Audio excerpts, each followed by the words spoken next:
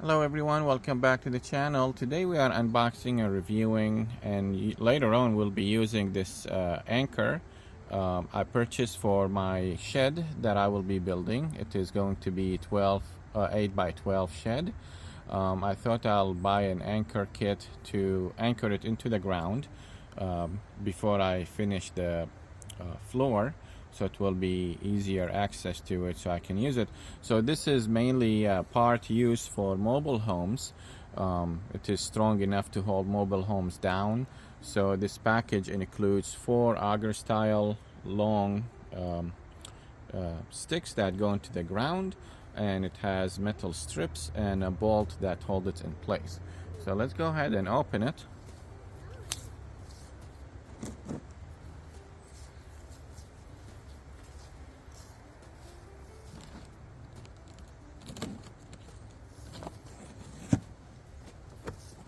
Wow, these are huge. Holy moly. These are huge, guys. I expected them to be smaller. These are huge. No wonder they can hold a mobile home down. Let me get the camera closer.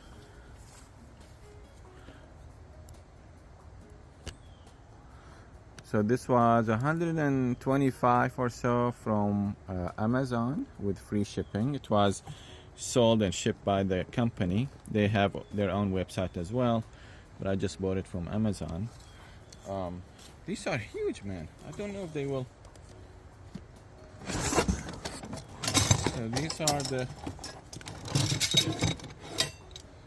the strips. These are the strips. 8 feet long each.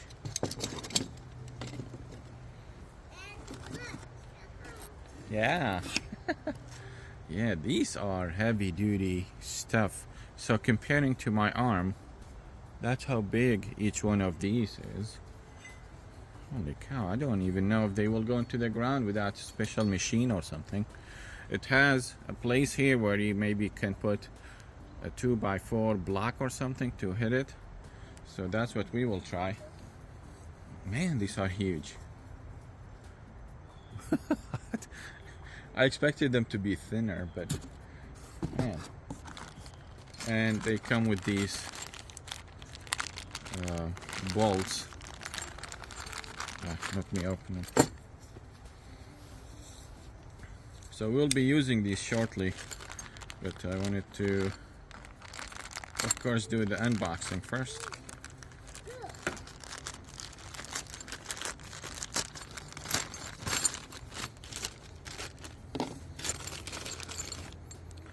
So these are bolts, and the metal strip goes inside of here and you tighten it.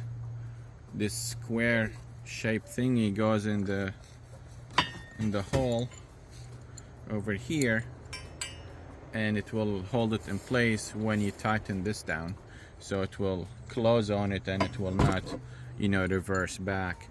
And it is sort of rough, I want to say serrated thing here, so it holds the strip down very well.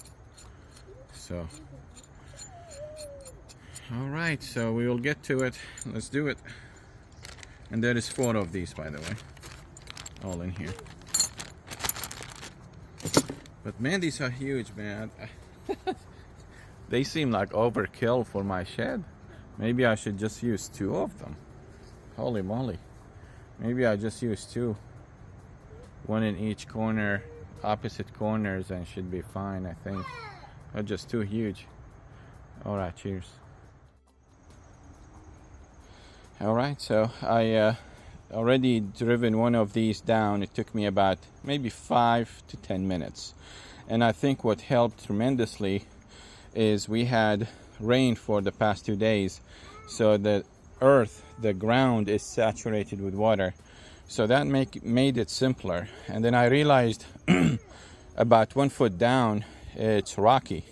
Because when I'm turning this thing, I can feel it's hitting rocks and stuff, which is also good for the anchor. And it's also good, it is moist and wet. So I'll show you this one I already driven. There it is.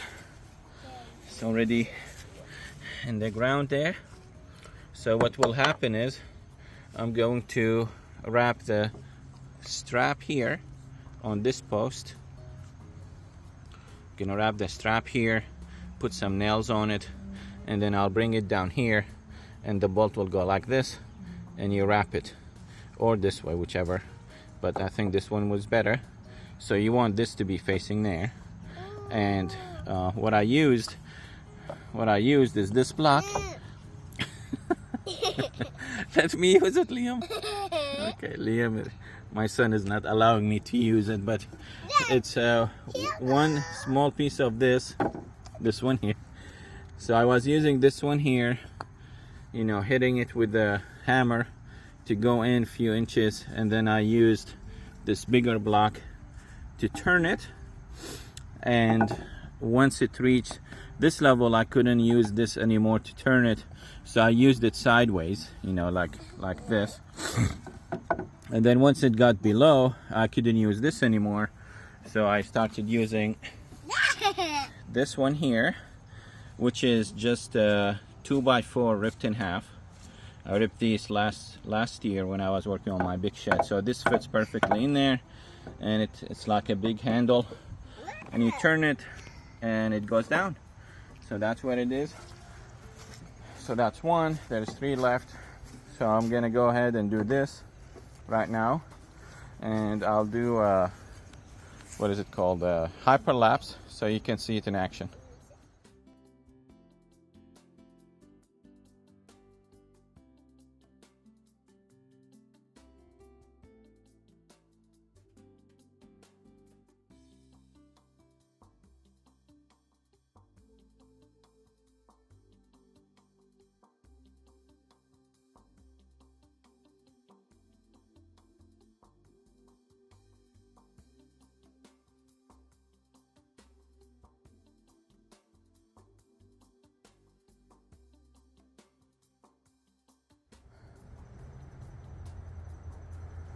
Well guys, this was more difficult than the first one. The second one, I'm not sure why, but I think the edge here was not too comfortable, the corner, as the other one, or maybe the blocks of wood I'm using became more brittle, so I may need new blocks of wood. But got this one in, the other one in. I left it above the ground, maybe like an inch, an inch above the ground, just so the water is not seeping there. It's waterproof, not waterproof, but it's, you know, it's not going to be affected by water, but still. So I need to do these two here, and I will be using the strip shortly. So for now, I'm gonna go take a break, drink some cold water, and come back. All right, so I unwrapped one of these, and this is very heavy duty thing here, but it will not be applicable to me since I'm using this 4x4 post. So this will be applicable if you have, like, you know, something cylinder shape, you know, a natural gas tank or water tank or something that you want to secure. This will be good for it. To attach 2 of them or just one of them to the other end of it will be very good. But for my application, I think I'm just gonna leave this part. I'm gonna use this end here, attach it to the 4x4 post with nails, and just wrap it one time and get it into there. So that's what I'm doing next, is doing this part. It's just too difficult to get this around the 4x4. As you can see, this is doubled up here, and it is more than 4 inches. This one here, it's more than 4 inches, so it's gonna be difficult to bend. So I'll just go ahead and do the other end. This might be useful in the future for something else. All right, so I'll show you that in a moment. By the way, I'll be using this to cut it with just some what are they called, snips. It cuts the metal sheathing like that one. And also getting to use galvanized 1.5 inch long nails.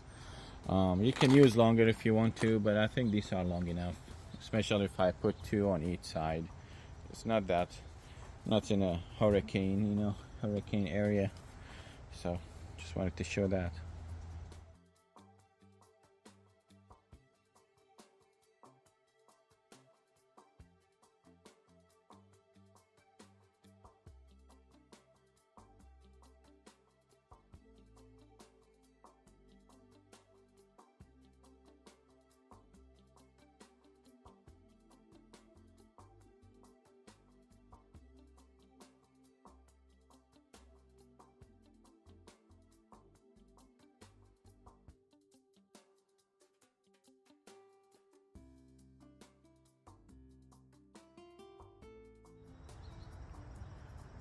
Well, I just completed the strip on one side, so I thought I'll do it one wrap around, and I did, but the top is only one, so I started from this corner or this side and then went down and up and stuff. So yeah, one wrap, and then this is just long enough for a couple times to roll around the the bolt, and that's it. It doesn't have to be too many rolls, because that's a thick metal, so it's not going to be easy to roll it.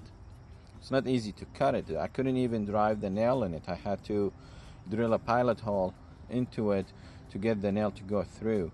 Even though there was a hole, it was smaller than the diameter of the nail wouldn't go in, so I had to make the hole bigger. So it's a strong metal. All right, we'll see the next part.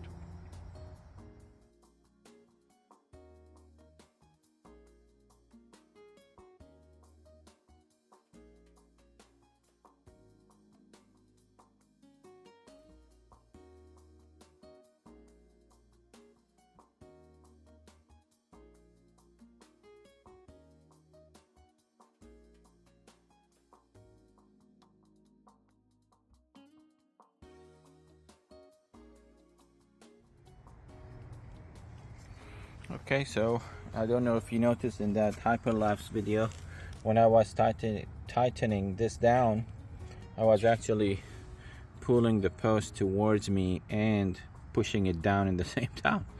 So I had to release a notch or two from there. Now, it is strong enough. It doesn't have to be really super tight.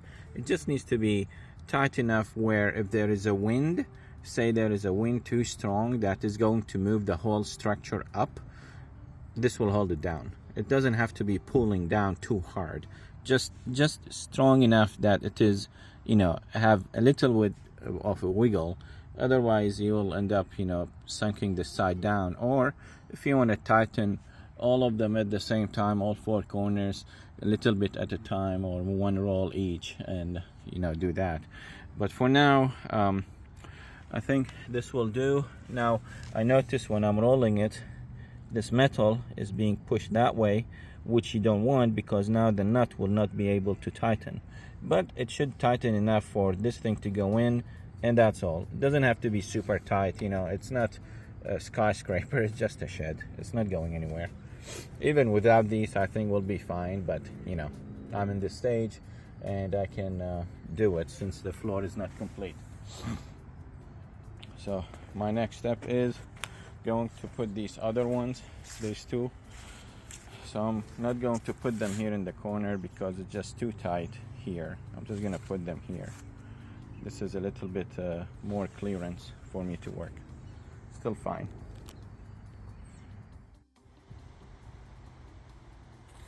Okay, so I completed these 2. As you can see, the strip is ran around this post, 4x4 post one time, and then tighten it down into here, and that is very strong. It's not going anywhere. Then we come to this one here, did the same thing. It is wrapped around it, and it's there, all good and tight. There is a little bit wiggle room, maybe 1/4 of an inch in this one, and maybe even 1/2 inch on this one. But let me show you this other side first. The idea was I would, skip the corner and install it somewhere here so I'll have more clearance to work with. I did this one, which was the third one, and the last one I came and tried to put it on this side.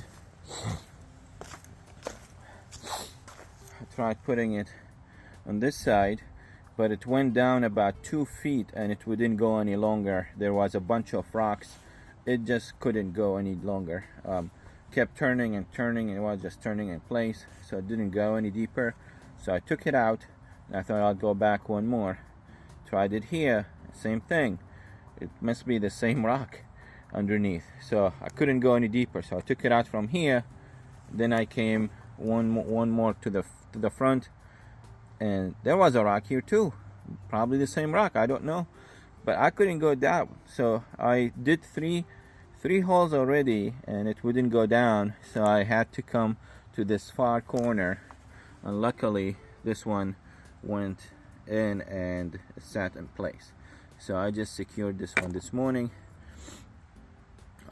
You can see just kind of loose, but that's okay because this started to pull the shed this way, so I kind of stopped at that point.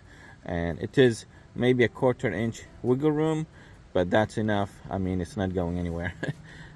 If there is a wind that would lift it 1/4 inch, it's not going anywhere else.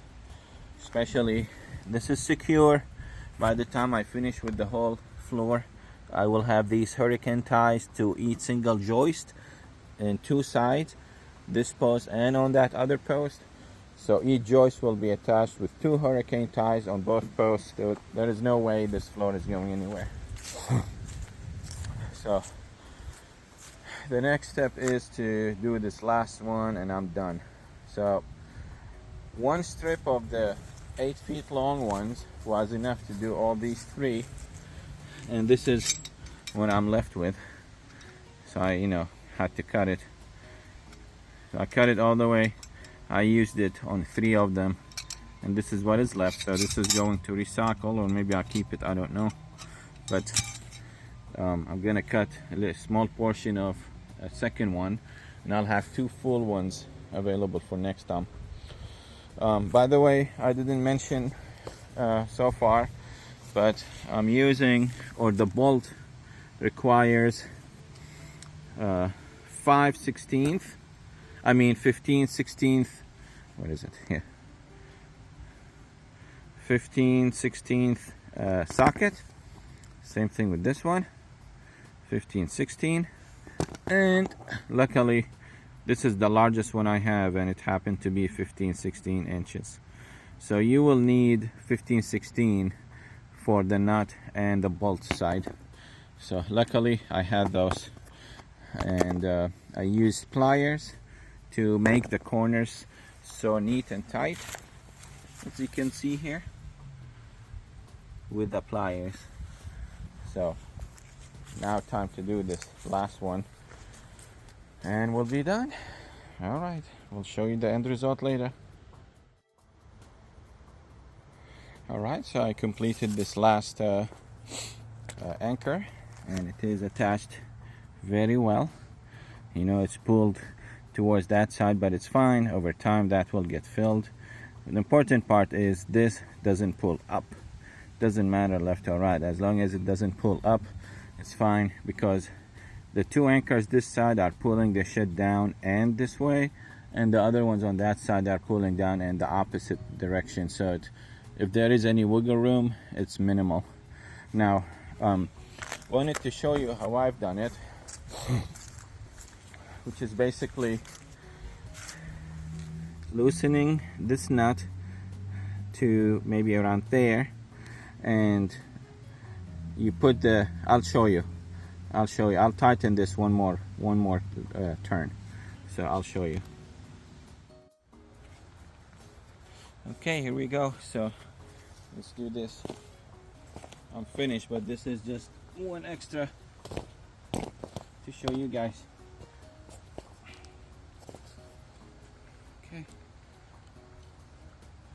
So I've got my big wrench, you know, ready to go right here.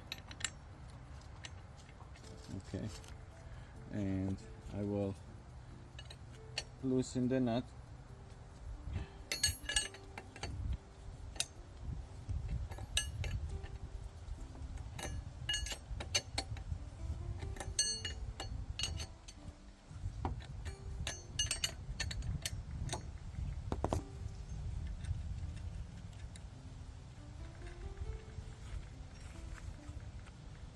So when I pull this way, well, before I do, I need to tap this with the hammer, push it out, and I turn it. And once I do, I'll hold it on this position, and I will tighten this nut so it pulls it back in. So let's try that. Okay.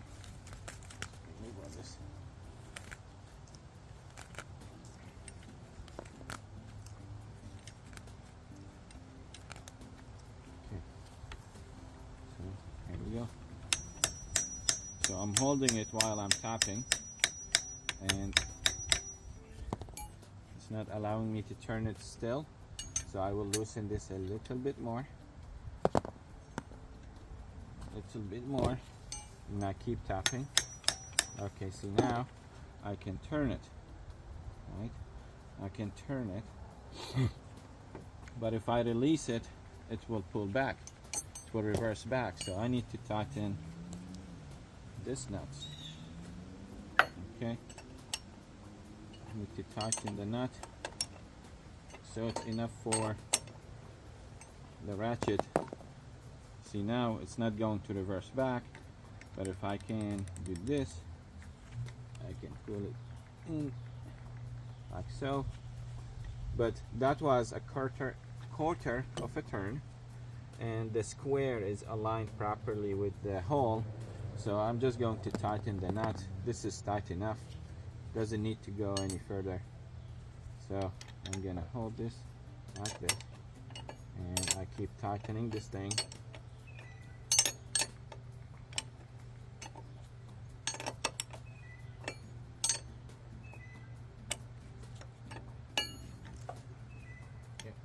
And if I want to, I can hit it from this side, so it goes into the square shape hole.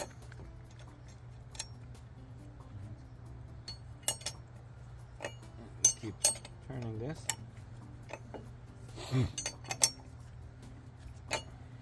And this is all the way in, there is no way it's going to turn. So, and that is it, it's done. This is, see, has a little bit play, but after the shed is built, it's heavy enough to pull it down. It's not going that way, it's not coming this way. There is no way it's going up either in the future, so it's all good.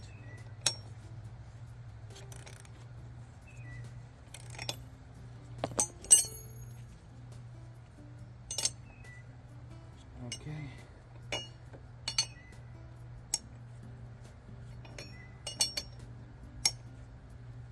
I think that's good enough. Doesn't need to be too tight.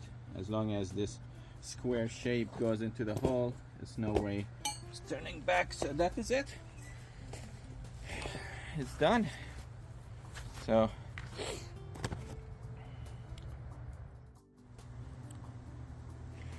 alright, so I hope you guys enjoyed this video, and if you are interested in buying these anchors for yourself to use for your shed, you can. I'll leave a link to them in the description below, so you can purchase them. All three of them, 3 out of the 4 went in easily. The 4th one I faced trouble here, but that's just because of my location. Apparently my soil has a lot of rocks feet or 2 below. Yeah, so very good product. It's anchoring the shed. If you are building a shed, it's best to do it at this stage because you don't have plywood and you are not limited by working underneath. You can work from the top. So that is the reason I did it at this stage. Now I'm going to attach the hurricane ties all the way down on that side, on this post, and hurricane ties all the way down. So each post or each joist will have two on each side, one on each side, holding it down, so it will be very strong. All right, well, let me know if you have any questions or comments about this kit for anchoring a shed or a mobile home down. You can of course dig a hole and put concrete in and put it inside of the concrete. That will be best.